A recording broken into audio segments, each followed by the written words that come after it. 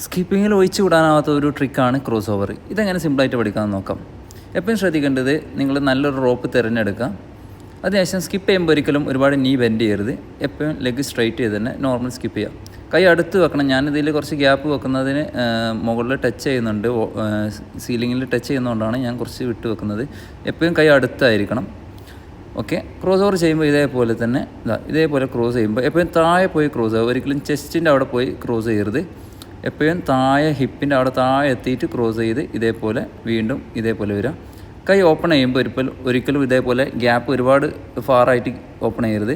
അടുത്ത് തന്നെ ഓപ്പൺ ചെയ്യാം. ജസ്റ്റ് ഒന്ന് ക്രോസ് ചെയ്ത് അടുത്ത് തന്നെ ഓപ്പൺ ചെയ്യുക. പതുക്കെ ഒന്ന് സ്കിപ്പ് ചെയ്ത് ക്രോസ് താഴോട്ട് ചെയ്ത് ഇതേപോലെ ഓപ്പൺ ചെയ്യുക. കൈ അടുത്തായിരിക്കണം. ഓപ്പൺ ചെയ്യുമ്പോഴും കൈ അടുത്താവുക. ഇതേപോലെ പ്രാക്ടീസ് ചെയ്യുക. ഇത് പഠിച്ച ശേഷം നിങ്ങൾക്ക് ഇതിൻ്റെ ഡബിൾ എല്ലാം ചെയ്യാവുന്നതാണ്. ഇതേപോലെ സ്ലോലി പ്രാക്ടീസ് ചെയ്യുക. ഓക്കെ.